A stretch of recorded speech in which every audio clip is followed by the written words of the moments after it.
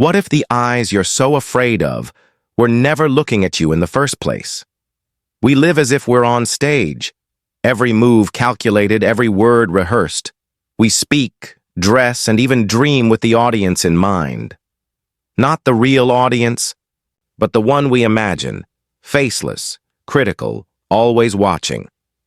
But here's the uncomfortable truth. Most people are too busy thinking about themselves to notice what you're doing. They're not dissecting your every word. They're not watching your failures or tracking your imperfections. They're living inside their own heads, wrapped in their own fears, carrying the same illusion that everyone else is watching them. So we become actors in a play that no one attends. We silence our voice to fit a mold. We kill our curiosity to appear certain. We dull our brilliance so we don't outshine others. All for what? For a judgment that never really arrives. For approval from people who forgot our names 5 minutes after scrolling past us. But when you finally see the empty theater, when you realize no one's really watching, you're free. Free to move. Free to create. Free to be. Not because you stopped being seen, but because you stopped needing to be seen. This moment is the doorway. Once you walk through it, there's no going back to performance. There's only life. And you, unfiltered, unapologetic, unafraid. Let's step into that. Silence. And begin. You weren't born afraid to be seen. You were taught to be. From the moment we could walk, someone was watching. Parents correcting, teachers grading, strangers judging. Approval became our oxygen. We learned to survive by being good. But good by someone else's definition. And that's where it began. The slow erasure of authenticity. The subtle replacement of who am I with who do they want me to be. You started dressing a little differently, not because you wanted to, but because you didn't want to stand out. You began second-guessing your instincts, not because they were wrong, but because someone said they were. Over time, you built a version of yourself designed not for truth, but for acceptance.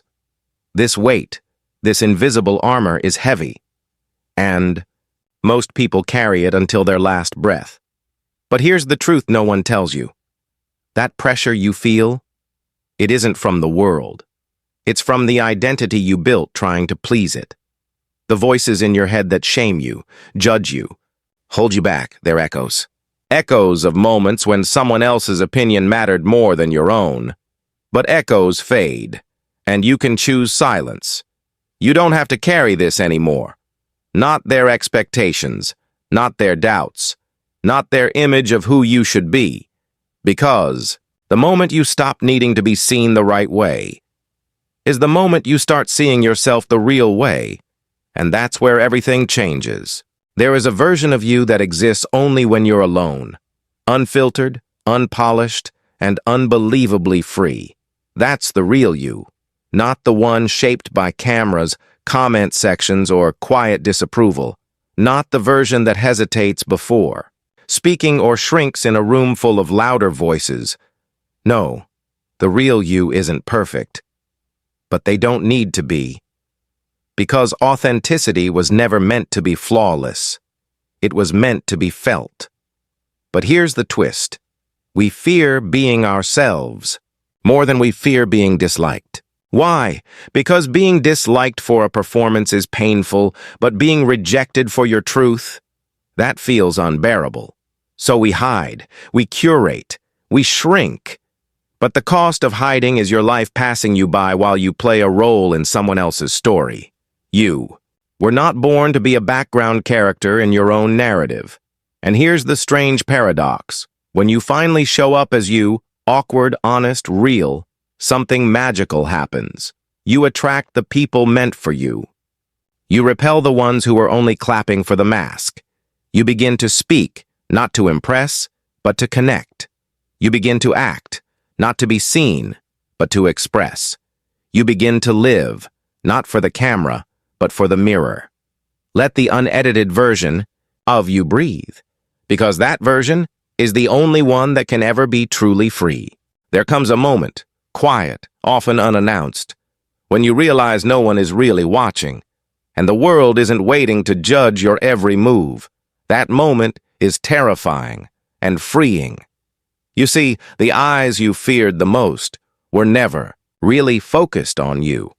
Everyone is too busy trying to protect their own image, too tangled in their own doubts, to care whether your shirt matches your shoes, whether your voice cracks when you speak, whether you fall flat chasing what you love. And when that truth finally settles, the pressure melts. You stop running toward perfection and start walking toward what feels real.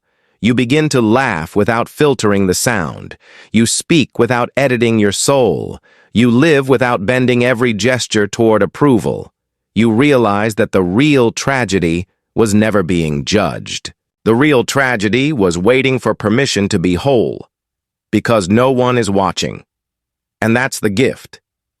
You are free to change your mind, to start again at 30, 50, or 80, to create badly, speak boldly, and live messily. No applause, no validation, just you, alive in the quiet truth of your own becoming. So let the mask fall, let the old roles dissolve, walk out into the open, barefoot, and unguarded. Because this life isn't a stage, it's a path, and it only begins when you stop pretending. Call to action. Let go of being watched, so you can finally witness yourself.